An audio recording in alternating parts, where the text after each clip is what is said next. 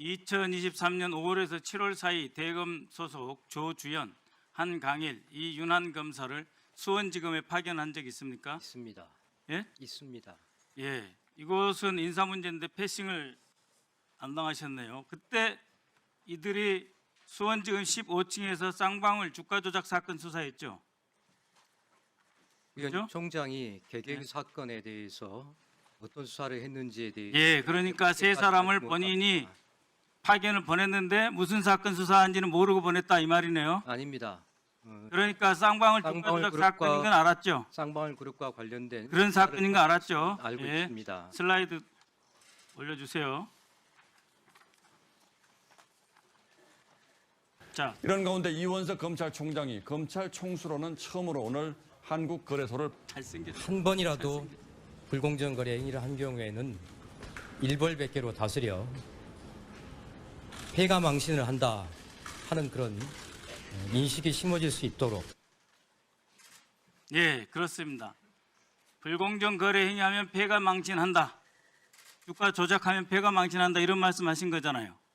그런데 금감원이 2023년 초에 쌍방울 주가 조작 정황을 확인하고 정보를 검찰에 제공했는데 그렇게 총장이 강조했던 저 사건이 불기소 처분 내렸습니다. 쌍방울이 예외인 것이죠. 그러니까 15층 사건, 쌍방울 조작 사건 봐주면 13층에서 이화영 거짓 준술만 받아낸다. 두 개를 교환한 거죠. 위원님, 자, 대한민국이 어느 특정 범죄 검찰총장이 가중 처벌에 조작하라고 관한 지시를 하고 아니 어느 검사장이 아니 그런 그러니까 지시를 그동안 나온 증언을 토대로 내가 질문하는 거니까 본인 생각은 중요한 게 아니에요. 나는 증인의 증언을 듣는 게 목적이지 변명을 듣는 게 목적이 아닙니다. 자, 특정 범죄 가중 처벌에 관한 법률, 주가 조작 수익금에 대한 조세 포탈, 특가법 대상이고 참고로 공소시효 10년입니다. 이상입니다. 그리고 남욱 증인 들어가십시오. 네. 네, 남욱 증인. 네, 아침에 제가 보여드린 문건 이것은 2024년 5월부터 6월 사이 그 유명한 노상원 의원이 수많은 사람을 잡아다 죽이고 고문하기 위해서 문상호 정보사 사령관하고 함께 작성한 고문 문서입니다. 신체적 고문 부분은 생략하고요. 이 고문 문서는 어떻게 작성됐느냐? 이집트, 시리아, 요르단, 아랍 국가에서 실제로 고문당했던 유형을 모아놓은 겁니다. 정신적 고문, 인간의 심리적 취약점을 활용하여 굴복시키는 방법이다 이렇게 되어 있어요.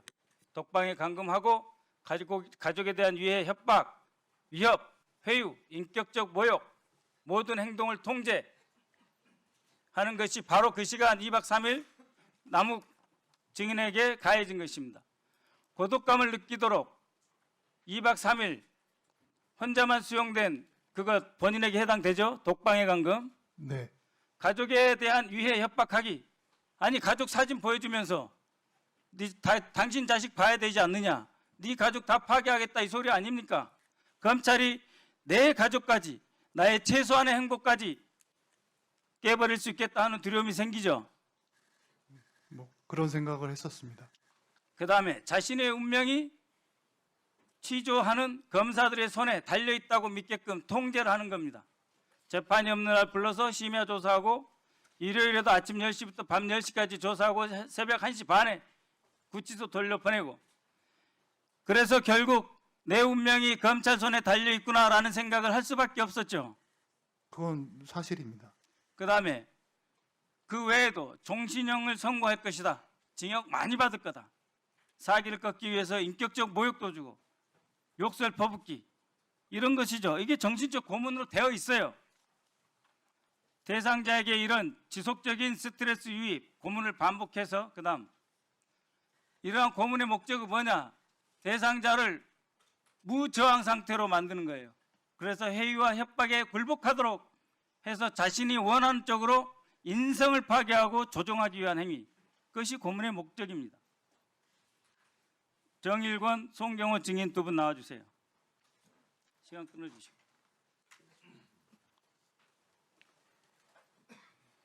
자, 지난번 강백신, 어미준은 이렇게 이야기했습니다. 2025년 5월 서울중앙지검으로 파견될 때 현안팀으로 갔다 이렇게 됐어요.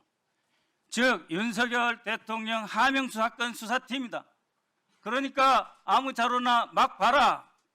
송경호 당시 중앙지검장이 했겠죠. 그리고 아까 정일곤이 했던 그러한 행위에 대해서 잘했다고 합니다. 법무법인 플래닛 대표 변호사죠. 송경호 증인. 네, 맞습니다. 그러면 법무법인 플래닛에서는 의뢰인이 어떤 강압 수사를 당해도 좋다. 대한민국 검사들이 그러니까 그거 이해하고 나한테 수임료 많이 주면 내가 알아서 해결해 주겠다. 이렇게 하진 않죠. 의원님의 질문에 그렇게 하지 않죠. 전제로 한 사실이 다 그렇게 하지 않을 겁니다. 그런데 아까 정일권처럼 수사하는 것이 잘했고 자랑스러운 후배죠. 그렇게 이야기를 했어요.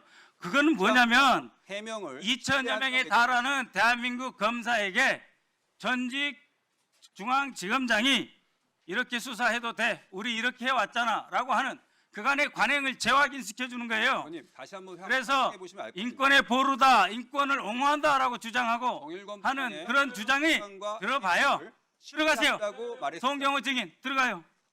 법무법인 플래닛에서는 앞으로 이런 고통을 당하는 의뢰인을 보호하지 않을 거다. 국민 여러분 똑똑히 기억해 주세요. 자, 다시 한번 정일권 증인 기회 드릴게요. 자신도 모르게 습득된 이런 고문 기술 책에서 본 적 있어요? 저는 그런 고문을 오, 하거나 회유하고 공부한 적 있어요? 그러니까 몸으로 체득된 거죠. 그러니까 훌륭한 검사라고 선배 중앙지검장이 격려해 주는 거 아니에요. 앞으로 이렇게 계속 합니까? 지금도 하고 계십니까? 지금 이렇게 하고 계세요? 저는 말씀드린 바와 같이 아니, 그러니까는 그런 취지로 이야기하거나 자, 회유하거나 압박하거나 한 사실 공소기간 지난 사람을 강제로 체포해가지고 지하에 쳐 집어넣어놓고 2박 3일 동안 혼자 고통 속에 넣어놓고 이런 거 하냐고요. 오로지 나무개개만 했죠. 딱 한 번 한 거죠. 딱 한 번. 왜? 당신의 당 현안 사건이니까, 하명 사건이니까. 그렇지 않습니다.